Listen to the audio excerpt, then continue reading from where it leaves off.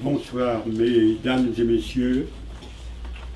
Merci, monsieur le maire, de votre invitation à témoigner dans votre ville à l'occasion de l'anniversaire de la rafle du Veldiv. Cette invitation me touche beaucoup et j'en suis très honoré. Bonsoir, mesdames et messieurs les élus. Merci de votre accueil. Bonsoir, mesdames et messieurs ici présents. Merci de votre présence. Permettez-moi de me présenter à vous. Je m'appelle Jacques Kleinberg. Je suis né en Pologne en 1928. Pour vous éviter des calculs laborieux sur mon âge, je suis âgé de 96 ans. C'est bien, hein, pour faire du sport. Et je suis arrivé en France à l'âge de 3 ans. Les raisons de ma présence parmi vous sont, compte tenu de mon âge avancé, ce besoin impérieux que j'ai de transmettre, de témoigner, d'agir contre l'oubli de notre histoire, et plus précisément, d'agir contre le racisme et l'antisémitisme. Car, avec la disparition des derniers témoins de cette période, il y a des situations qui sont pires que la mort. C'est quand, avec la mort, vient s'ajouter l'oubli. Les jeunes générations doivent savoir ce qui fut. À quelles horreurs finales ont abouti le racisme et l'antisémitisme durant la Seconde Guerre mondiale. Raconter à ceux qui n'ont pas connu cette période le parcours douloureux, parsemé de drames, qui a été celui de nombreux juifs, y compris moi-même. Se rappeler qu'à cette époque, les dirigeants de la France étaient des extrémistes antisémites, des méprisables racistes, des fascistes à la solde des nazis. Ce sont ces mêmes dirigeants qui ont participé à cette hécatombe humaine sans précédent dans l'histoire. Quand à la fin de la guerre, il nous fut possible d'établir l'inventaire funèbre des survivants de ma famille, il restait 2 survivants, mon père et moi, sur 70 personnes.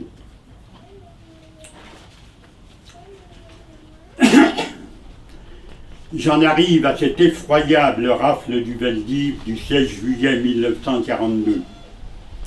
Cette date tragique qui est imprégnée pour les générations futures dans la mémoire de la communauté juive, et même au-delà. Les jours qui ont précédé la rafle, une rumeur tenace, persistante, circulait parmi la population juive. La rumeur disait « Il se prépare des arrestations importantes pour le 16 juillet. Il faut absolument quitter son domicile. » Les hommes juifs pensaient être les seuls concernés par cette menace. Ils ont été nombreux à se cacher, ce qui explique qu'une grande proportion des victimes arrêtées étaient des femmes et des enfants. Parmi ces femmes arrêtées se trouvait ma mère. Elle n'a pas voulu quitter Paris pour pouvoir rendre visite à mon petit frère Marcel, qui était hospitalisé. Ma mère était convaincue que l'arrestation de femmes et d'enfants était inconcevable. Cela lui fut fatal.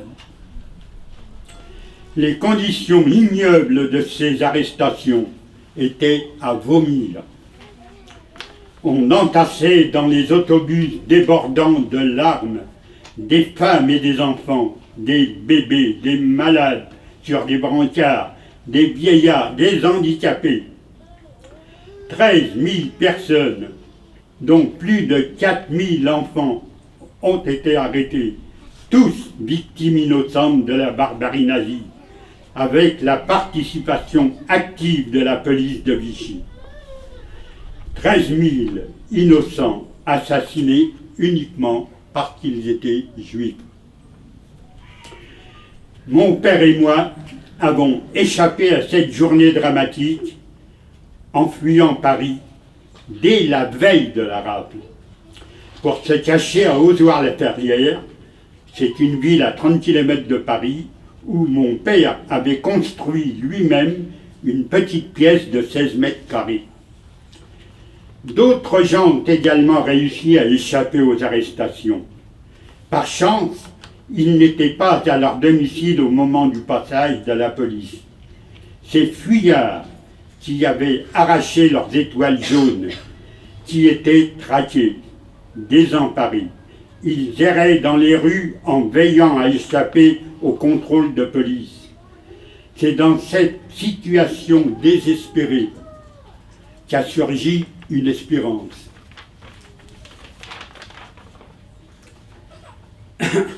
Plusieurs de ces personnes connaissaient mon père. Quelques-uns se sont souvenus que mon père avait un petit refuge à Ozoir.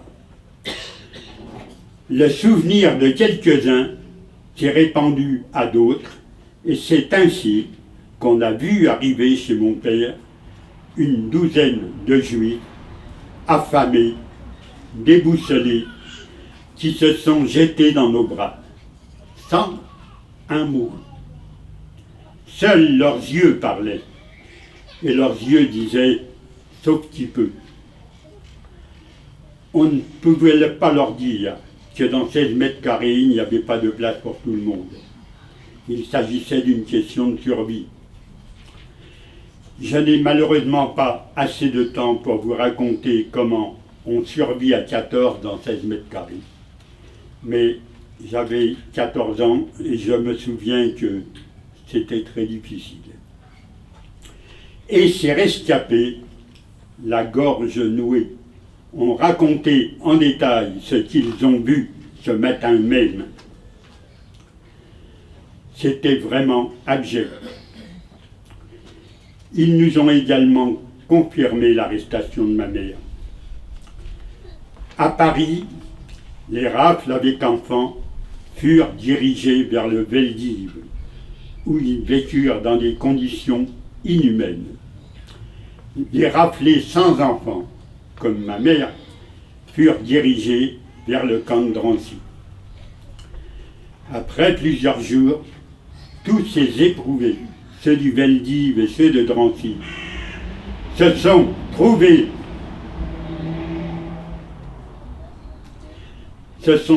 transférés dans les camps d'internement du Loiret, à Pithiviers et Beaune-la-Rolande. Écoutez bien, là, dans ces lieux, s'est déroulée une scène d'une bestialité indicible. Il n'y a pas de mots pour la décrire.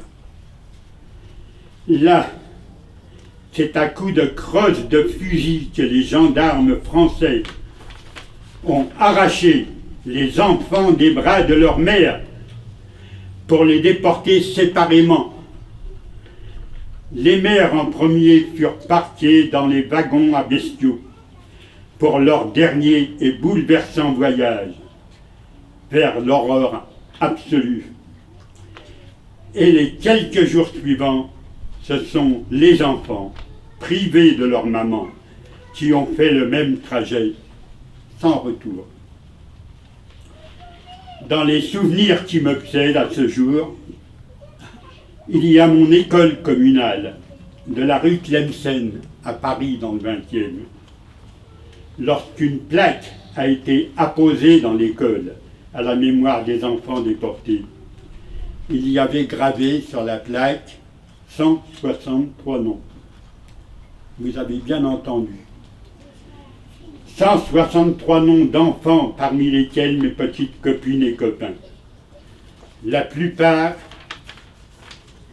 étaient des victimes de la rafle du Veldiv. du 16 juillet. Ils sont et ils resteront toujours vivants dans mes pensées. Je dois raconter encore comment dans cette petite ville d'Auzoir-la-Ferrière, où j'ai été planqué avec mon père, comment une trentaine de Juifs, tous des rescapés de la rafle du Veldiv, ils avaient trouvé des lieux pour se cacher.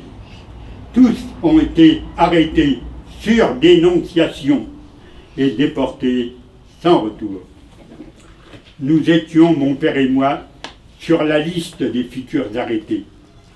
C'est miraculeusement que nous avons échappé à la feldgendarmerie allemande en nous cachant dans les bois.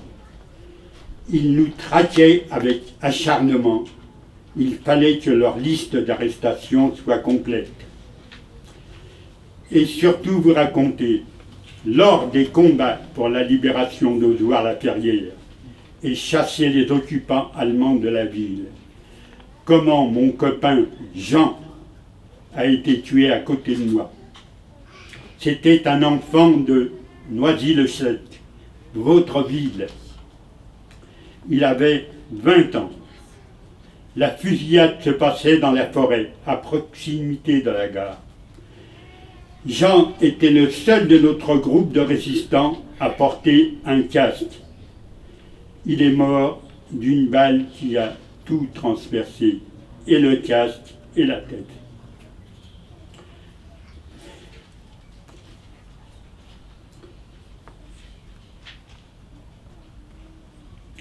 Jean, mon copain de Noisy-le-Sec, est resté pour toujours présent dans ma mémoire. Je voudrais, en cette circonstance, vous associer à ma pensée affective pour les 18 victimes innocentes de Noisy-le-Sec qui ont été déportées sans retour parce qu'elles étaient juives. Je crois avoir dépassé mon temps de parole, mais avant de vous quitter, je voudrais vous dire que je mets beaucoup d'espoir en vous. Mon espérance est que vous participerez à raconter cette période dramatique, que nos jeunes gens sachent que c'est le racisme et l'antisémitisme qui a engendré la rafle du Veldiv le 16 juillet 1942. Je vous remercie de votre écoute.